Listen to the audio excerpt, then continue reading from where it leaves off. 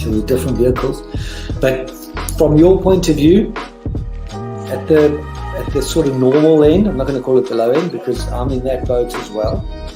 It's as tax efficient as you can get it. That's where you start. You use all the tax efficiencies and then you step up into different things. And it gives them something to look at, and it makes them laugh. It makes them laugh. So that's why I do it. Oh, and it could be a really good pickup line as well. Ladies who ask, "Hey, excuse me, so why are you wearing something so colorful?" I mean, hey, you can always have something up on your sleeve. I mean, got me thinking.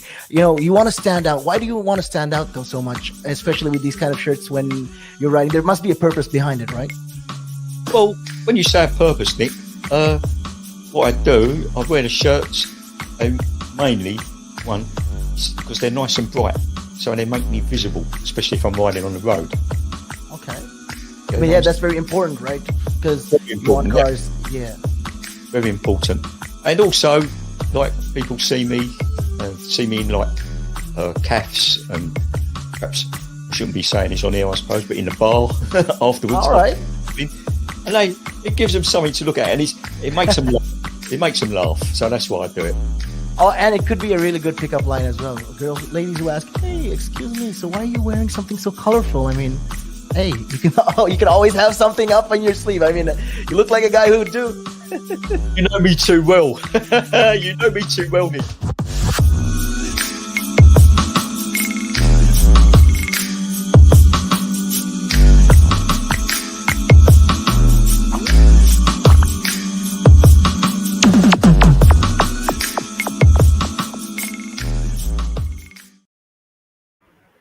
Hi guys, welcome back to the show. It is your girl Sarah right here on Relaks Radio, and I'm super excited to be here because we're having this very interesting and important conversation with regard to everything that is happening, not just here in the United Kingdom, but in fact all over the world as well. All right, so don't forget to actually get in touch with me. All you need to do is just text me or call me on 078-524-73473 and text me or call me and let me know what your thoughts are, because I would absolutely love to hear everything that you have to say. All right.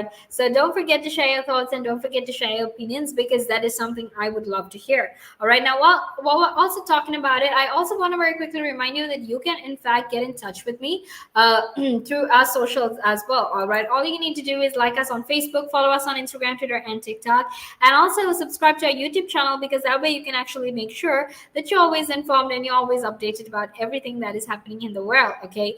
And don't forget to download the app either, because that's available on both the Apple App Store and the Google Play Store for your convenience, so you can listen in from whatever device it is that you have, but also from anywhere in the world, regardless of what time it is for you. Okay, so feel free to do that. Feel free to share your thoughts, share your opinions, because that is something that would be absolutely amazing. Okay, and now let's actually head back into our conversation, because we're going to be talking about this whole industry of loss, right? What exactly is it? What do you mean when you say the industry of loss? Now don't worry, because I'm here to answer all of those questions, but feel free to actually text me or call me on 078-524-73473 to share your thoughts and opinions with me. Right now, before we head on over to this whole industry of loss, let's very quickly talk about the situation in Afghanistan. All right, let's talk about the women in Afghanistan, what exactly is happening with them, why their future actually looks quite scary. Right now, when the Taliban were last in power, Afghan women were generally not allowed to leave their homes, right? And even when they were allowed to leave homes, this was under certain very narrowly defined conditions, right? These women had to be fully dressed in, fully covered in hijabs, or they had to go out with a male relative. And if you didn't really follow these rules and regulations, what basically happened is you risk being beaten, tortured, or even executed. Okay, and basically this was what happened to a lot of these women. So it's absolutely scary, and it's very dangerous it was dangerous for women back then. All right, however, right now the Taliban seems to be portraying this whole image that, look, they've actually changed, they're much more progressive, women can have rights as long as it's within the confines of Islam.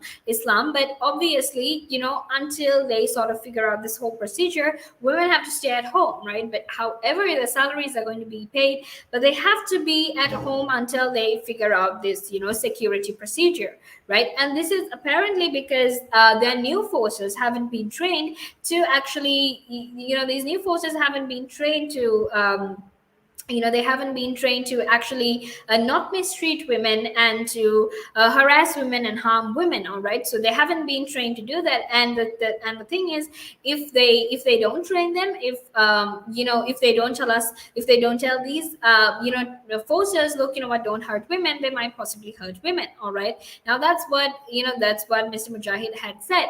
All right, however, what we need to keep in mind is, how long is it going to take for you to figure out the security procedure, right? Because the last time you said that women will eventually be allowed to work and go to school and learn and whatnot. That never really happened, right? So the truth is, they're sort of trying to create this positive PR image, but we don't really know how that's going to work. We don't really know if they will actually let women have their rights, right? Because the truth is, in the past, if anything, all of the evidence that they've given us is that they don't really care about the rights of women. They just want women to be in this very traditional patriarchal stereotypical roles of being at home, taking care of their families and basically making children, right? Now that is what it seems to be. All right, now make sure to stay tuned, because we're actually going to head into a small break, and after that we will be back to discuss this further. But obviously, until then, make sure to stay tuned, because like I said, we're going to be heading into a small break right now.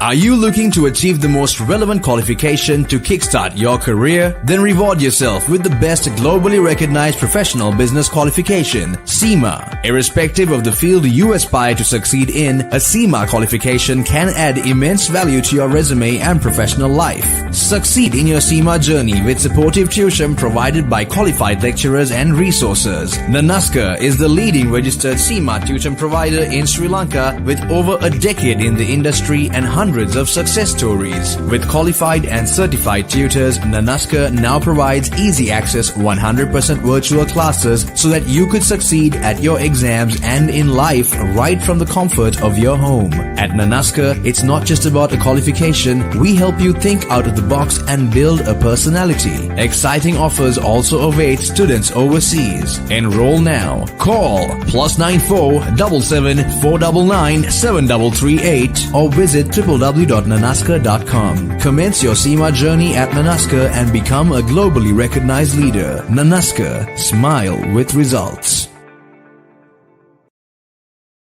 Hi guys, welcome back to the show. It is in fact the final few minutes of the second hour, but don't worry, because I'm here to make sure that even those final few minutes are full of information and conversation for you. So until then, make sure to stay tuned, because we're going to be talking about, this whole industry of loss, right? Now, earlier we were talking about how women could potentially lose all their rights. And, at this point, it almost looks like they've lost all their rights. But right now, let's talk about how, food firms across the United Kingdom are actually begging ministers to let prisoners work for them because of the labor shortages that they're facing, but also about how weight loss products are in fact causing a lot of chaos, because it is said to have a lot of drugs, if I put it that way, that are used, if they're used without medical supervision, that might actually result in you getting strokes or even heart attacks, right? So that is what the conversation is about. Now let's very quickly talk about these dangerous weight loss products, because that's an important conversation for us to be having as well. All right, now these dangerous weight loss products that are containing actually contain substances that can induce a stroke or a heart attack, right? Now the consumer group, which actually found a lot of these products that are available for sale online, and they all contained either yohimbine or synephrine, and these are substances that the Medicines and Healthcare Products Regulatory Agency have basically stated have considerable potential to cause harm if they are used without medical supervision or even advice. All right, so these products you can basically buy it from eBay, from AliExpress, from Wish, and even people like bodybuilders and gym goers, right? And on a lot of these products there was absolutely no health warnings or any dosage information as well. And because losing weight seems to be like one of the most trending, or people are in a mad frenzy to lose weight these days, this might actually be very, very unhealthy. Okay, so that is what's happening with regard to this weight loss products that are being sold. All right, but let's also very quickly talk about these UK food firms, because a lot of desperate food manufacturers have essentially called or asked the government or pleaded with the government to actually allow them to recruit prisoners to actually solve this labor crisis. All right, and this is obviously because of the blow of Brexit and also COVID, because of Brexit and COVID, they haven't really been able to actually they haven't been able to maintain a profit, right? And all of that economic losses are actually resulted in them asking ministers to actually let prisoners work for them, because they think that that will possibly solve the staff shortage, solve the labor shortage, and possibly help them to get back on track with the production of whatever it is they're producing, right? And also, in another perspective, when we're thinking about it, you're also providing a sort of pathway, or you're letting these people actually have some form of future. You're telling these persons, look, what, it's okay that you're an offender, it's okay that you serve time in prison, but you actually have a very bright future, and that if you work hard enough, maybe your life can potentially change. All right, so it's important to keep that in mind. However, it's time for me to head out of here, but don't worry, because I will be back in a few minutes to talk to you about everything related to Brexit and the European Union. So until then, make sure